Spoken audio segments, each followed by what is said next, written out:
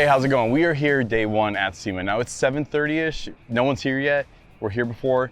We're gonna be filming each day and kind of giving you a walkthrough of things that we're finding, things we're seeing. If you are looking for something at SEMA, drop it in a comment below. Maybe we can find it for you. Now, one of the first things that we're gonna look at is obviously we're with Mickey Thompson, but this new tire that they just dropped. Well, a rebirth of an old tire. So you're looking at the Baja Belted 2. What's cool about this tire is this thing came out in the 1970s as the Baja Belted originally. It was always known for being a really well-built tire. And the reason is because back then, even as it had a 3-ply construction on the sidewall, 5-ply on the tread, the thing was just built and it performed really, really well. Now this thing carried out for a long time and then it went away. Now with the rebirth of what you'd call like the square body trucks and stuff like that, you're starting to see a lot of people looking for tires like this. Now, Mickey Thompson brought out the Baja Belted 2. This tire is a 18.5 wide, 39 tall on a 17-inch wheel.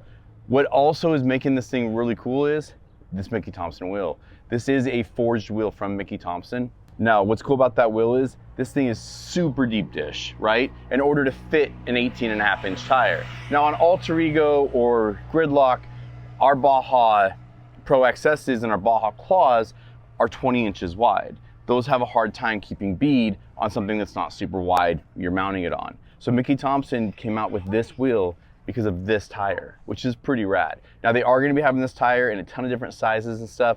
If you want to know more information about it, drop in the comment below and we'll answer as much as we can. But again, this is brief overview stuff. We're just bringing you the new stuff that's coming out in the car show world, and the performance world. This tire is gonna be pretty awesome. I'm excited to see, the stuff that people put it on. But at the end of the day, it's just turning your cars and your passion into what it is. And that's what Mickey Thompson does a lot, is they follow what people are looking for with their passions in their cars. Let's head inside and see what's in there.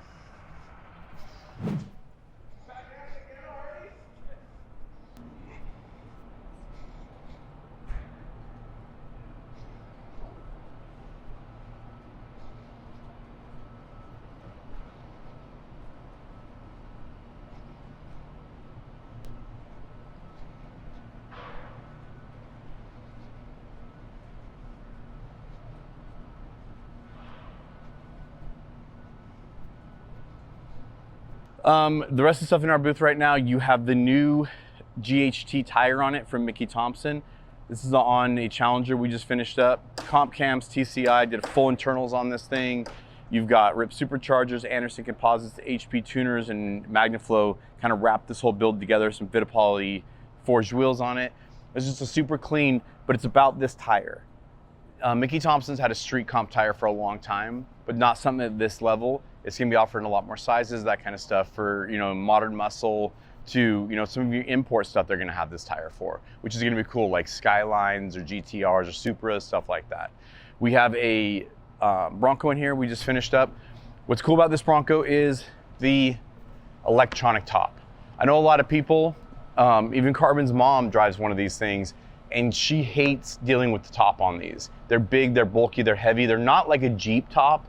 They just take up a lot of space because it's a bigger vehicle. What's nice about this is you hit a switch in there and this whole top comes down just like the one in Danielle's. You kind of saw hers get dropped a little bit in other videos. It's super easy, super accessible, all that kind of stuff. This is a 40-inch Mickey Thompson Baja Boss. It's their standard Baja Boss they've had. But this is a new wheel that they have coming out. It's a 13-inch wide wheel that actually has a 4.5-inch backspace that matches what these types of vehicles need for that backspace. Typically your IFS 1500s, things like that have an IFS, a independent front suspension, and not a straight axle, typically want like a tighter backspace, so you have a tighter scrub clearance. And you don't have so much pressure like on CBs and all that kind of stuff pushing out there. Where straight axles, you're gonna want like a 3.5-inch or something like that. So this one's super cool, rock slider, got PRP seats in it, just a nice all-around build. Again, the cool things on this build are the wheels and this top. Let's go find out what the rest of this haul has. I hear Toyota has something super cool in there. Who does not love an old Land Cruiser build? Where are they putting this thing? So you got a Toyota twin turbo, looks like. Yeah. So 1985 Land Cruiser FJ60 with a 3.4 twin turbo V6. Last year they dropped the super just, you know, clean FJ. This thing is, obviously it shows the Mickey Thompson classic wheel. It's a new rebirth of one of their, you know, classic wheels that they had. It's a Canyon, but just a little bit, you know, different fitments and stuff, but not a lot of crazy off-road stuff, just super clean. Then you come to the interior in this thing, still has the original dash, all that kind of stuff, but nice Alpine unit in there. This is definitely your Sunday cruiser, which is super cool. Now this is what Go Fast, I think, said they were working on with them. So it's the hydrogen solutions. So Go Fast just finished up this camper. Looks super custom. All the stuff is built in, if you're noticing, with like the one we had, their typical Go Fast. Everything is mounted out here on the surface, but this is a secondary panel. Looks like they built and designed to mold everything in. This is hydrogen. That's pretty awesome. It's also electric. Like, they've got a lot of stuff going on in this thing.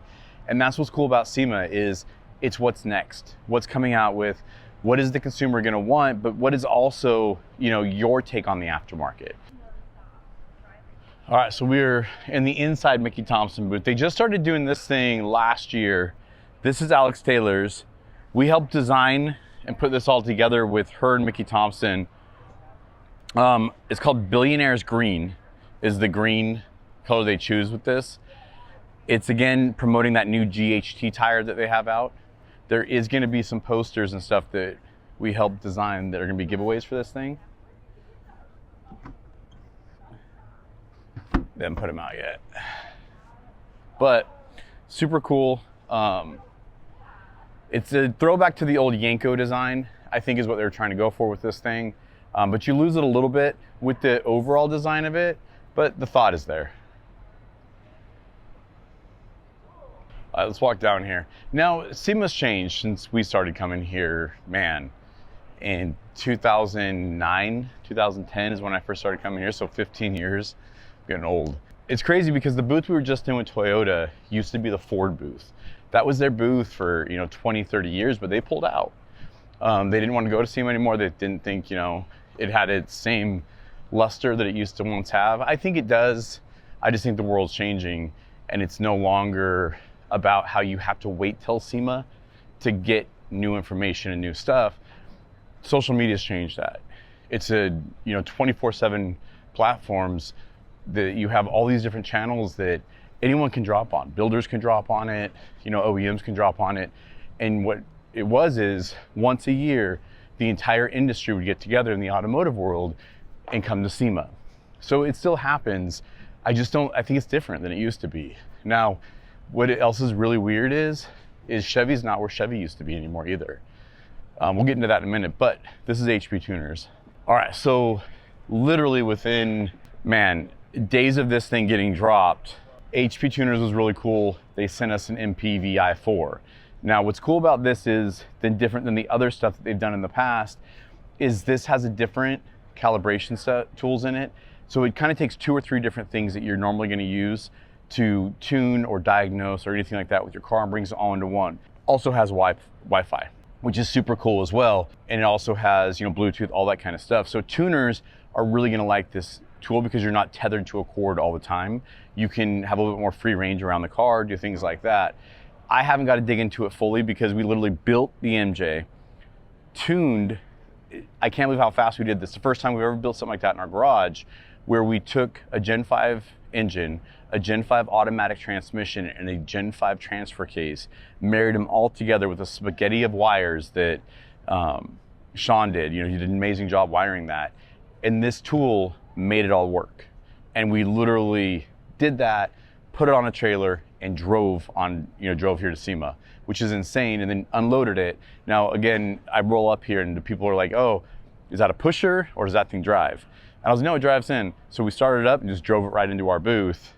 That's insane. Gen 5 engine, Gen 5 transmission, Gen 5 transfer case, and a 1980s vehicle, all working because of this off a stock computer. It's absolutely insane. So if you haven't checked out the MPVI yet, definitely check that out, because even the average person can use this to diagnose problems, you know, and change things on their tables and stuff if they know how to or want to. Let's go check out some more stuff. So we're gonna make our way to the back. This is the new LP6 DOT. Super cool. It is a road legal headlight. You've seen us putting these in a lot of our vehicles and stuff like that. The way you can tell really the DOT version is it's all blacked out. You're gonna see the different projectors that are on there, not just a, you know, like what I would say is a standard LED like this, where you have like a clear or a wide spectrum. You're gonna see this, which is like your normal projector you're gonna see like in a headlight. It also has the black topographic map built into it. So what's really cool about that is there's a million types of aftermarket headlights you can get for Jeeps, all that kind of stuff. But I think there's just so much to choose from. But you're also wondering, is it gonna work? Is it gonna last? All that kind of stuff. The same quality that these things are known for exists in this now. It's not, you know, gonna blemish, get moisture in it, all that kind of stuff, but doesn't wanna have the issues of street legal, you know, or stuff like that. That is the answer for it. I'm hoping they come out with more DOT style stuff like that, that actually brings, you know, the function and the design of a Baja Designs to, you know, drivability of being on the road. All right, well, that was a nice quick walkthrough of the central hull. If there is certain things you guys are looking for, certain things you want to see, let us know. I'm gonna sign off. I'm gonna get back to my booth. Got some cars to wipe down. We have a intro to the bosses over at Scotia and their new Calimanche build we're gonna be doing.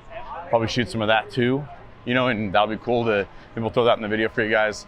Make sure you know, like, subscribe, all that stuff to the channel so you can keep updates going all week with us. And we'll see what else we find at SEMA 2025.